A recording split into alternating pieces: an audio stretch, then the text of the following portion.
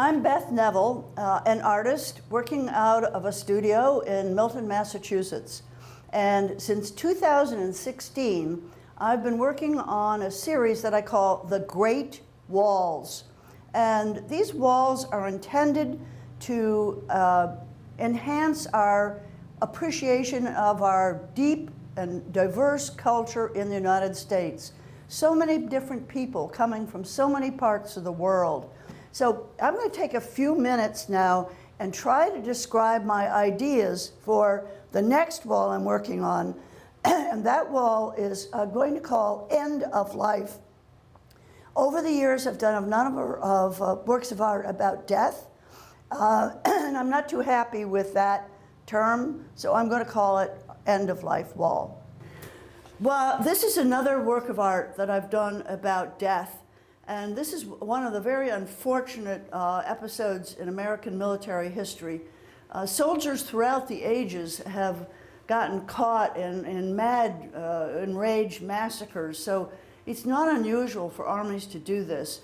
But on March 16th, 1968, some American troops in Vietnam, fighting the war, a horrible war in Vietnam, lost control of the situation and committed a terrible massacre, killing somewhere between 300 and 500 South Vietnamese villagers. It's one of the most horrible episodes in the Vietnam War. So this sculpture was done at that time, and I made the sculpture out of found pieces of wood that were street finds down in New York City, where we were living in Yonkers at the time. The photographs came from Life magazine, the various soldiers involved, and then I interspersed that with artwork about the cathedral at Chartres. And I've used the black for death, and the khaki color photographs that would reflect the military uniforms. Now this sculpture was photographed, and then it reappears here in strips on this great wall called The End of Life. This watercolor done in January of 1972 was my response to the very tragic death of my sister's beloved boyfriend, Bill Noonan.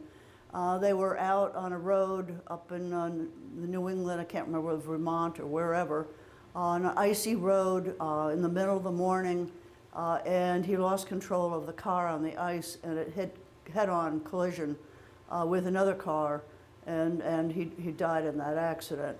And I was very affected by that. I'm sure that if he hadn't died, they would have gotten married, and my sister was very badly injured and still is suffering from the effects of that accident today. So, how are you going to commemorate that? What are you going to do? It was January, bleak. My studio window looked out in Yonkers on this really very unattractive urban city, and there was the Amoco station representing for me automobiles, this very stark tree that was alive but without its leaves. I painted it with gray on a gray day. It's just sort of my way of expressing my extreme sadness about this tragic death. We photographed this, and it appears over here in these strips. You can see the imagery reappearing here. And when I tore it, I made sure that the entire tree would be on one of the sections. So the tears here are very intentional to make sure that the imagery is clear. So very tough art to paint about death, but I think that's what artists need to address, not only life, happiness, and good things, romantic images, but also death. We have works that are three-dimensional, and we have works that are one-dimensional. So the challenge, the aesthetic challenge, is how to make one continuous long wall, a great wall, that will match the other great walls I've done, out of things that are three-dimensional and one-dimensional. And the first thing that we've done with my help of my new technical assistant, Mike Haladi, who's been doing the filming and helping me with technical problems, is we photographed each one of the objects. So we photographed the three-dimensional Vietnam War work. We've photographed the collage of The Tiger in the End Eats All. We photographed the little watercolor, the fairly large painting of Gwendolyn in the oxygen tent in the hospital. That's another part of this. And then there's a collage of a mother whose babies died in an earthquake in Turkey in 1984. That's a circle. So we have the circular one, we have an oil paint, this is a collage, this is an oil painting, this is a watercolor, a collage, and a sculpture. And then we will also have added on to this works taken by Wesley Wildman, a friend of ours. And Wesley has taken photographs of his church's yard with all the little flags representing COVID deaths, little white flags. So that's yet one more element. Now, these are the basic elements I'm going to work with. Well, after puzzling it out, I said, there's no way that I can make a coherent aesthetic whole out of all these disparate elements. So what we've done is we've done photographs, still photographs, of each one of these things. So the 1, 2, 3, 4, 5, and these are already 6. Oh yes, there is a collage of the massacre of the editors of a French journal in Paris, and that's a collage, kind of goes like that. So that's number 8. So we have 8 different elements we've got to put together here. Photograph everything.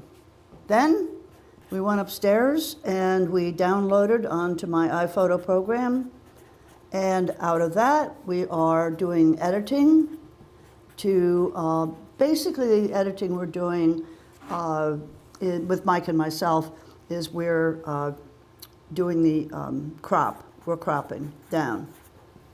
Now, problem. Okay, here's the problem.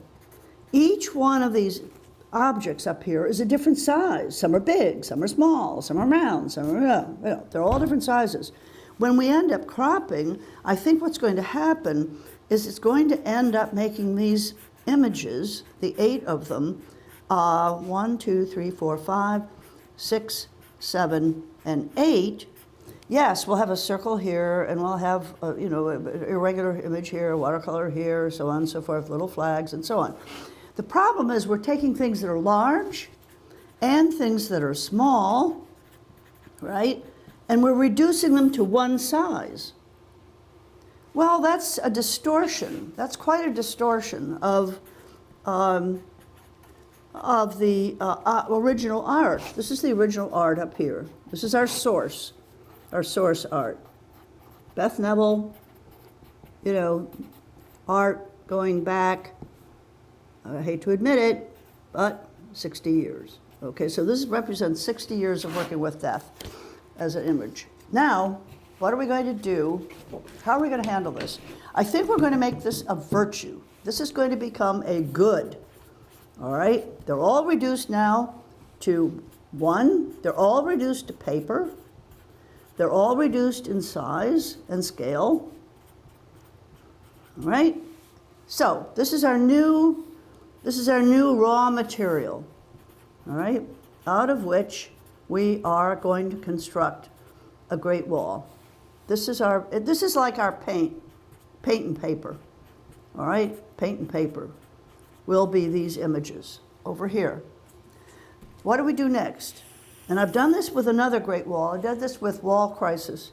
So if you're interested in my process, you're going to go back and look up the video Wall Crisis with music by Caitlin Tchaikovsky. It's a wonderful, wonderful video. And you'll see what happens. You go to a local printer, I'll have to admit, give Staples a plug, I'll go to Staples, and they will turn these images into much larger images, and I think they come out excuse me, 30 inches by 40 inches. Now, the question is, in the wall crisis, I made multiple images of my original art. So the question here is, do we just do 8 images, 8 large photos, or do we do 16 large-scale photos? I'm tempted to think that we're going to do 16. Because if I do 16, I can then cut these up. I could cut these into thirds, or I could cut these into squares, or whatever. So this is where we're making a new collage. So this will be the new product, a new collage. But unlike the Tiger in the End Eats All, this new collage is going to be rectilinear. That is, it will be based on horizontal, vertical axis. Can't remember how you spell vertical. Mike, is that spelled correctly? Vertical. How do you spell vertical? Yeah, that's right. Oh, good. Mike, not only can he film, but he can spell. So he's got many virtues. Okay, so this one's going to be rectilinear. The wall crisis, if you go back and look at wall crisis, which is a very large, there I cut them diagonally like this. And a lot of my artwork, I've ended up with diagonal motifs or structure. I've ended up with diagonal structure. But here, our structure will be based on 90-degree right angles. Excuse me. So that's the vision. Now, part of the problem with visions like this is that we're up to here, all right? Today, we're here. But to get from here to here, we have a lot of processes to go through. We have to finish doing the cropping, we have to select the images, we've got to make sure they're the size that we want, we have to get them off to Staples, they have to do the color printing, we have to decide how many to make, then when we get them back here, we have to decide how we're going to cut them up. So this is speculation. This is fact, this is done, this is speculation. And that's what's so much fun about artwork, is that you have a vision about what you want to have happen, and it evolves. I originally thought I was going to work with real objects. That was my original vision, that the wall would consist of these real 3-dimensional and 2-dimensional or flat artwork. And I got into it and said, that'll never work. That's just going to be a hodgepodge of imagery. It it's not aesthetic. It's not a good aesthetic solution. And I'm hoping that this vision that I have here will have an aesthetic quality. It'll look like a whole work of art, not just a bunch of parts, even though the parts are extremely different. I've never worked with part segments that have the diversity, time difference, material difference, topic difference, media difference. Everything about these is there's no continuity. Except for the basic concept, which is death, or as we're calling it, end of life. So, and this end of life wall will be a counterpoint to the circle of life, which is about life in our historical life in a positive way. Hi. We've accomplished the next part of this Great Wall project on end of life, and that was taking the photographs. Mike worked on getting excellent photographs of the artwork, and then I went over to Staples to have them reproduced. So they came out very well. I'm very impressed with the resolution, particularly. Remember, this is a small watercolor. This watercolor is probably about 16 by 20 inches, and the resolution on it is really, really remarkable. So I'm very pleased with how they came out. Consistent with a couple of the other works of art that I've done, other walls, I'm considering cutting these on the diagonal. So that was my first thought, that I would cut them this way, similar to the wall crisis artwork. But then I began thinking, no, Beth, that's not right. And what triggered it for me is that at least two of these works, the Vietnam War one and my adorable baby daughter in the oxygen tent, the main thrust of these aesthetically is vertical. So we have a vertical here, vertical. These are verticals. And these are right angle verticals. And if you look behind me at this wall, right, this is the wall about life, they also are cut into verticals. So my new thought is that these, perhaps these should be torn in vertical long rectangles, just the way these are. You see what I'm talking about, Mike? So that the wall about death and the wall about life would reflect each other. So that's my newest thinking. Now, one problem that I haven't quite figured out is that these paper reproductions are different widths. So particularly this one, if we take a ruler here and measure this width, this one is only 17 inches, whereas the watercolor measures out at 31 inches. And so do the COVID flags. If you look at the COVID flags photo, that is almost 24 inches. So here's the problem. Some of these reproductions are narrow and some are big. And then this one over here, this is really a puzzle. This is one of my favorite works of this series. And the volcanic explosion, which I turned into a memorial for the editors killed in the Paris magazine, that is very long and narrow. So if we're going to make a wall, and this is sort of how I'm imagining it, like this, you know, and these things are all different sizes. If we cut these into strips, all right, the strips are going to be different heights. And my idea here would be we would take strip one, you know, every other one, all right? And we'd splice that in with these strips over here. So then we've got some narrow strips. The width would all be the same. Every one of these strips would be the same as in the wall of life. That I would take as a principle. And I think they're 4 inches. So, okay, 4 inches. All right, so the widths are the same, but, you know, and maybe that wouldn't be so bad, Mike. You know, maybe that would be, you know, a plus. Or so, you know, this one and this one and this one would all be from the same print, for example. And maybe this one and this one would be from another print. And then we'd have to have a consistent background.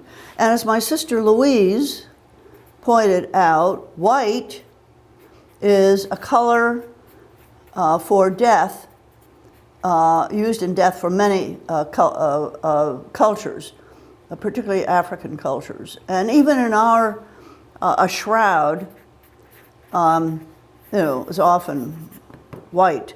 So maybe this background should be white paper, or maybe it should be black paper. So that's something to resolve. Do we make this white or black?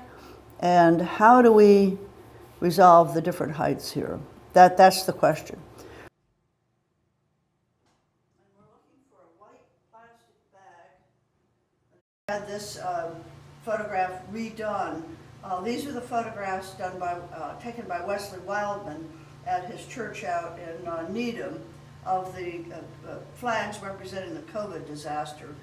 So we've reproduced, I believe it's about 10, I haven't quite counted, 10 of these images of my artwork on paper, white paper, nice and flexible, easy to tear, and so on.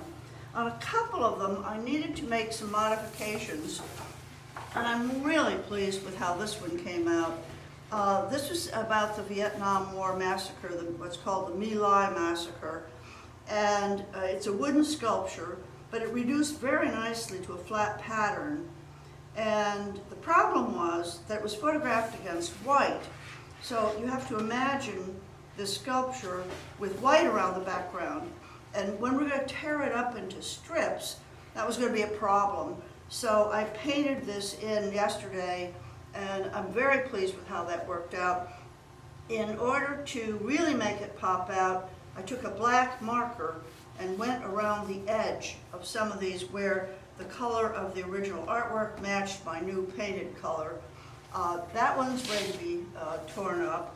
And I made some modifications in this tragic scene of the Turkish mother, 1984 earthquake in Turkey, where her 5 children were killed. And I needed to have her face pop out more, so I added some black lines here and outlined her to bring her forward a little bit more. I think most of the others are going to be fine. Mike Halati, my technical assistant, had a very good idea about this particular one. This is one of my, I think, most successful combinations of drawing, etchings, collage, 3 things combined here. When it printed up, it came out very narrow and tall. This is the largest work. So what I decided to do here, Mike's idea, was we would keep this separate and have it at the beginning of the Great Wall and at the end of the Great Wall, and not cut it up into strips. If we can imagine cutting this down to strips, first of all, it would be too long.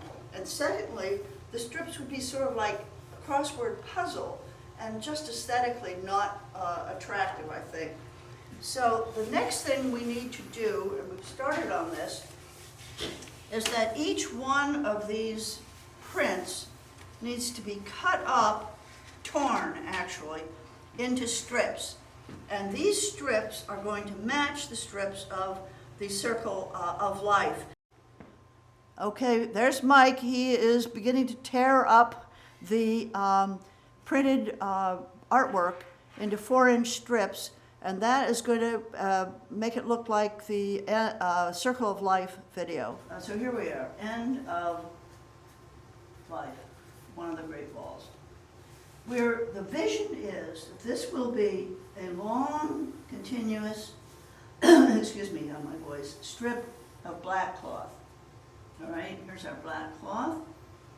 Now, we're going to attach those strips that we've torn apart onto the cloth.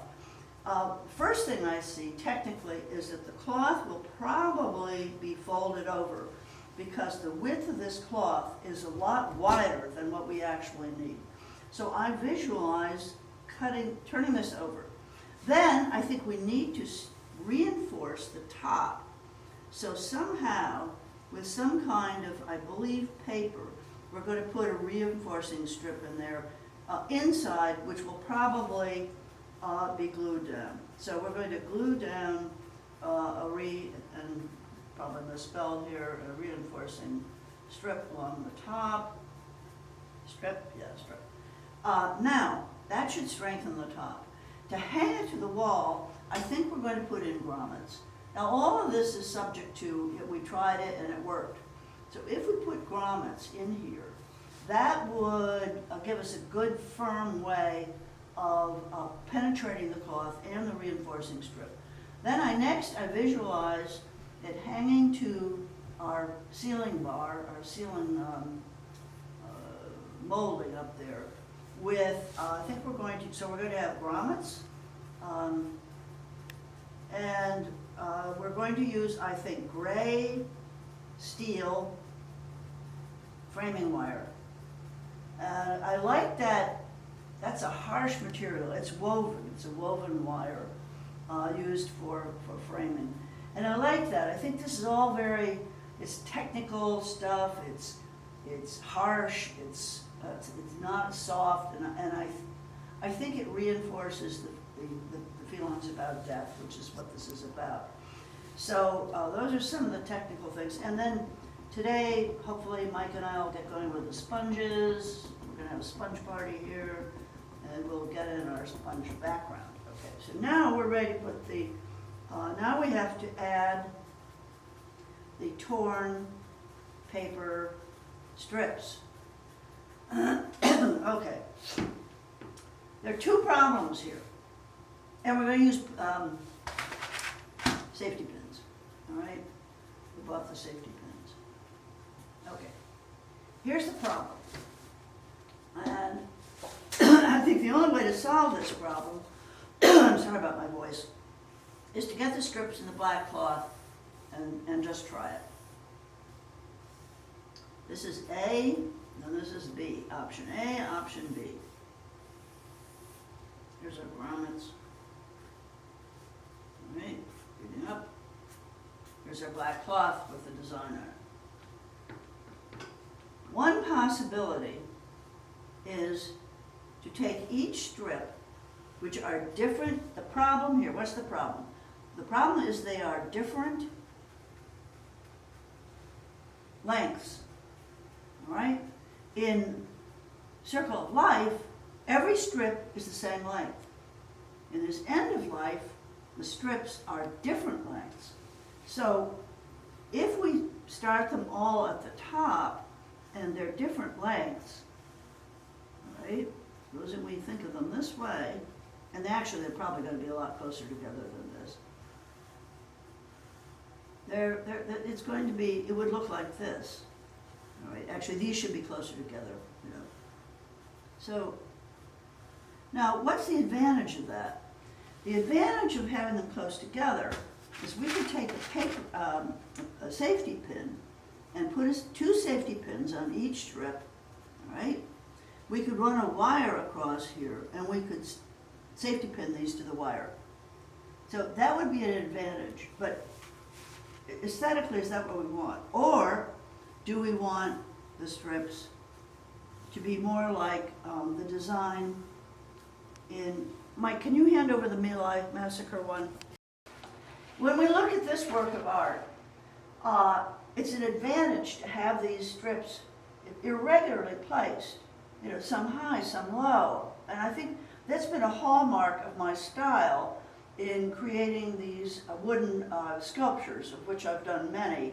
There was a period when I did many of these wooden sculptures on different topics. One of the hallmarks was this up and down kind of a look. So the alternative would be something like, again, close together, not far apart, would be something like this. Well, now here's our safety pins. Now we're stuck trying to safety pin this into the cloth in different locations. And I think this represents a technical problem. And that is, we are now tugging on the cloth here and tugging here and there and everywhere. And is the cloth going to kind of go, you know, in, out, up, down? Is it going to put weird tensions on the cloth as we have these strips safety pinned at different levels?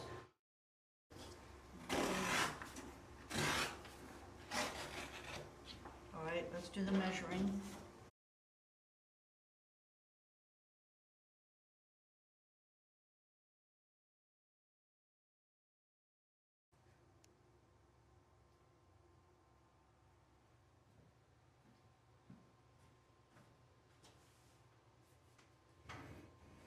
We've been experimenting around. The paper strip is going to work really well. That's going to reinforce the edge. And Mike and I played around with the grommets, and we've figured out how we're going to put the grommets in. I think they're going to look very handsome. And then the wire will go through the grommets. That'll help to hold it. Now we're on another issue over here that's much more aesthetically complex. And that is how wide this cloth should be when it's hanging up. We have to allow 2 inches at the top. That's where the strip of paper and the grommets are going to go. So the highest one, the strip that's closest to the top still has to allow 2 inches for that. And when we stretched this piece of cloth down, we went, well, it was 48 inches, right, Mike? Didn't we go for 48 inches? I think it's going to be too long. So that leaves the question, are we going to then at the end cut the bottom edge off? I had liked the idea of having a natural selvage down there with that little bit of fringe on it. If we cut it off, we lose that. Do we wind that under? So it's sort of a puzzle as to what the width should be. And the reason we have to figure that out is because we're going to put the grommets in, right, Mike?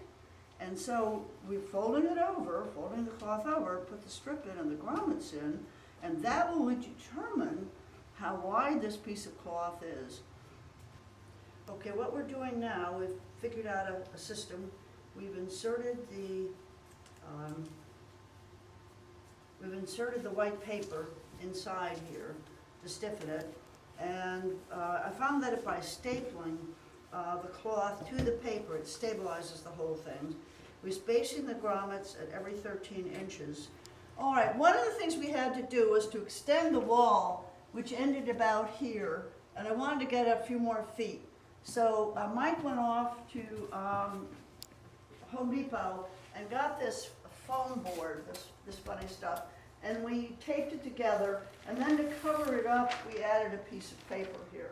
So that extended the wall by about, 2.5, almost 3 feet here. And I think that really helps. So next process was, to deal with the black cloth and the grommets. And for this, Mike worked with hammer and grommets here. It took muscle, I couldn't do it. We cut a little hole in the cloth, and in order to insert this, put the 2 pieces front to back, and then Mike takes the hammer, whacks away at it, not with his hand, but on the table, and inserted the grommets. The next thing I wanted to get, go ahead, you got the grommets there? So, and I like the fact that they're shiny and really show up. It also allows the cloth to look more like cloth and sag a little bit and droop. Black, of course, is the color in the United States for death for most cultures. So that was very important that the cloth be black.